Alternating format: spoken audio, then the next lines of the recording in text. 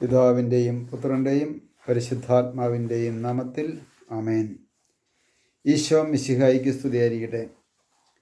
യേശുവിൽ സ്നേഹം നിറഞ്ഞ സഹോദരങ്ങളെ എല്ലാവരെയും ദൈവവചനധ്യാനത്തിലേക്ക് നമ്മുടെ കർത്താവായ യേശുക്രിസ്തുവിൻ്റെ നാമത്തിൽ സ്വാഗതം ചെയ്യുന്നു. നമ്മുടെ കർത്താവ് ഈശോ മിശിഹ എല്ലാവരെയും സ്വർഗം തുറന്ന് അനുഗ്രഹിക്കട്ടെ എന്ന് പ്രാർത്ഥിക്കുന്നു. പ്രിയ സഹോദരങ്ങളെ, നമുക്ക് കർത്താവിൻ്റെ തിരുവചനം നമുക്ക് ധ്യാനിക്കാം.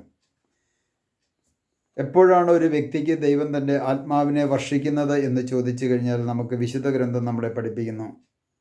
ജ്ഞാനസ്നാനം കഴിഞ്ഞതിന് ശേഷം. ജ്ഞാനസ്നാനം, യേശുവിൻ്റെ നാമത്തിൽ ജ്ഞാനസ്നാനം സ്വീകരിച്ച വ്യക്തികളിലേക്ക് ദൈവം തൻ്റെ ആത്മാവിനെ വർഷിക്കുന്നതായിട്ട് വിശുദ്ധ ഗ്രന്ഥത്തിൽ നമുക്ക് കാണുവാൻ സാധിക്കും. അപ്പസ്തോല പ്രവൃത്തികളുടെ പുസ്തകം വായിക്കുമ്പോൾ 19 അധ്യായത്തിൻ്റെ 1 മുതലുള്ള തിരുവചനം മുമ്പോട്ട് വായിക്കുമ്പോൾ പൗലോസ് എഫെസോസിലെത്തി. അദ്ദേഹം അവിടെയുള്ള ഏതാനും ശിഷ്യന്മാരോട് ചോദിച്ചു, നിങ്ങൾ പരിശുദ്ധാത്മാവിനെ സ്വീകരിച്ചുവോ? അവർ പറഞ്ഞു, ഇല്ല, പരിശുദ്ധാത്മാവിനെക്കുറിച്ച് ഞങ്ങൾ കേട്ടിട്ടില്ല. വിശുദ്ധ പൗലോസ് ചോദിച്ചു, എങ്കിൽ പിന്നെ നിങ്ങൾ ഏത് സ്നാനമാണ് സ്വീകരിച്ചത്? അവർ പറഞ്ഞു, യോഹന്നാൻ്റെ സ്നാനമാണ് സ്വീകരിച്ചത്. അതായത് യേശുവിൻ്റെ നാമത്തിലുള്ള സ്നാനമല്ല അവർ സ്വീകരിച്ചത്. എഫേസോസിൽ സ്നാപയോഹന്നാൻ സ്നാനം കൊടുത്ത, അനുതാപത്തിൻ്റെ സ്നാനം സ്വീകരിച്ച സ്നാപയോഹന്നാൻ്റെ ശിഷ്യന്മാരുണ്ടായിരുന്നു. എന്നാൽ ഇവിടെ നമുക്ക് കാണുവാൻ സാധിക്കും, എഫേസോസിലെത്തിയപ്പോൾ അവിടെ സ്നാപയോഹന്നാൻ്റെ ശിഷ്യന്മാരെ അവിടെ കണ്ടുമുട്ടുന്നു. അപ്പോൾ ആ ശിഷ്യന്മാരോട് ചോദിക്കുകയാണ്, നിങ്ങൾ ആരുടെ സ്നാനമാണ് സ്വീകരിച്ചത്?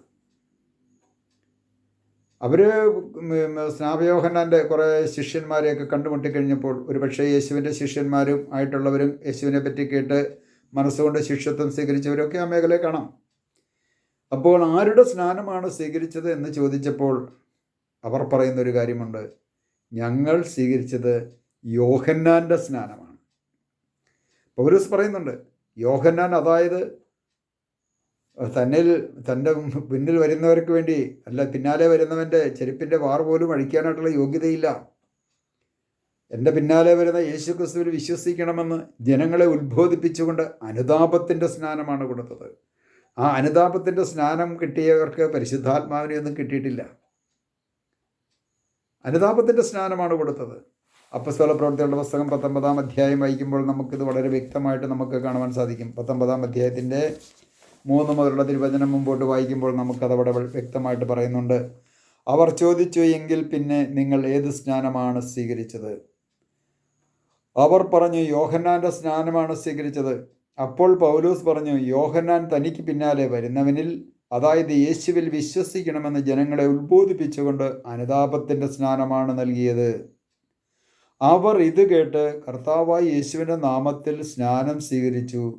പൗലോസ് അവരുടെ മേൽ കൈകൾ വെച്ചപ്പോൾ പരിശുദ്ധാത്മാവ് അവരുടെ മേൽ വന്നു.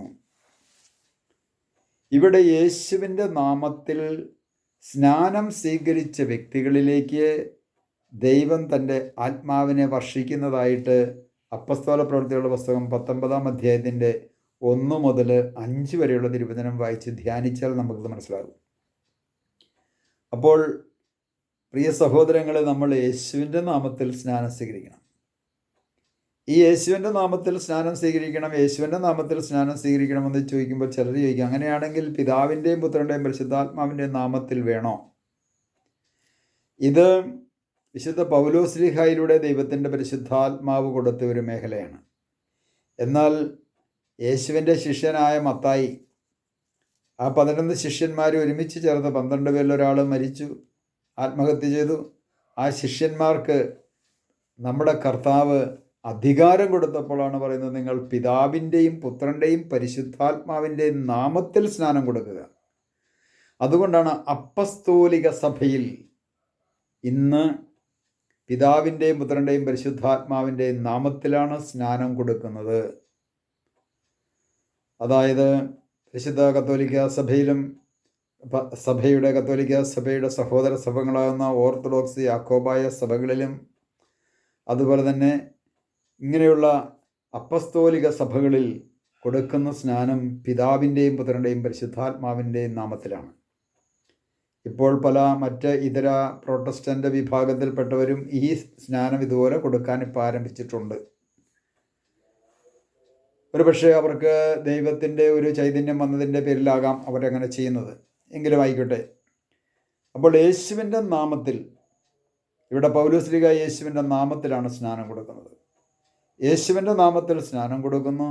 ആ സ്നാനം കൊടുത്തു കഴിഞ്ഞതിന് ശേഷമാണ് ഈ എഫേസോസിലുണ്ടായിരുന്ന ശിഷ്യന്മാരിലേക്ക് ദൈവം തൻ്റെ ആത്മാവിനെ കൊടുക്കുന്നത്. ഈ കാലഘട്ടത്തിലും അത് തന്നെയാണ് സംഭവിക്കുന്നത്. ആ കാലഘട്ടത്തിൽ നടന്ന അതേ സംഭവം തന്നെയാണ് ഇന്ന് സംഭവിച്ചുകൊണ്ടിരിക്കുന്നത്. കാരണം സഭ ക്രിസ്തുവിൻ്റെ പിന്തുടർച്ചയാണ്. ക്രിസ്തു ചെയ്ത അതേ കാര്യങ്ങൾ, ക്രിസ്തു പഠിപ്പിച്ച അതേ മൂല്യങ്ങൾ, ആ ക്രിസ്തു രഹസ്യം പിതാവായ ദൈവത്തിൽ നിന്നും പുത്രനായ യേശു ക്രിസ്തു ഈ ഭൂമിയിലേക്ക് മനുഷ്യാവതാരം ചെയ്തപ്പോൾ ആ ദൈവീക രഹസ്യങ്ങൾ വെളിപ്പെടുത്തി കൊടുത്തത് തൻ്റെ ശിഷ്യന്മാർക്കും അതുപോലെ തന്നെ ശിഷ്യന്മാരിലൂടെ തിരുസഭയിലൂടെയാണ്. ആ ദൈവരഹസ്യം വെളിപ്പെടുത്തി കൊടുത്ത് വിശുദ്ധ ഗ്രന്ഥത്തിലൂടെ ഇത് നമ്മുടെ മുമ്പിലേക്ക് എത്തിയത്. ആയതിനാൽ പ്രിയ സഹോദരങ്ങളെ, നമ്മൾ ഓരോരുത്തരും ഒന്ന് തിരിച്ചറിയണമേ.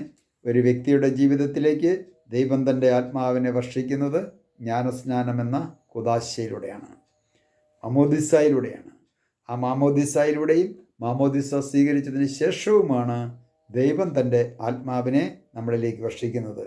അപ്പോൾ മാമോദിസ സ്വീകരിച്ചിട്ടുള്ള ഓരോ വ്യക്തികളും ആ പരിശുദ്ധാത്മാവിനെ ഏതെങ്കിലും തരത്തിൽ പാപകരമായ ജീവിതം നയിച്ച് ആ പരിശുദ്ധാത്മാവിന് പ്രവർത്തിക്കാൻ പറ്റാത്ത തരത്തിലുള്ള പ്രവർത്തന ശൈലിയുമായിട്ട് ജീവിക്കുന്നുണ്ടോ എങ്കിൽ അവർ മടങ്ങി വരിക. അവർ ദൈവത്തെങ്കിലേക്ക് മടങ്ങി വരുമ്പോൾ ദൈവം തൻ്റെ ആത്മാവിൻ്റെ ചൈതന്യം അവരിലേക്കും അവരുടെ തലമുറയിലേക്കും വർഷിക്കും എന്നത് ദൈവത്തിൻ്റെ വാഗ്ദാനമാണ്.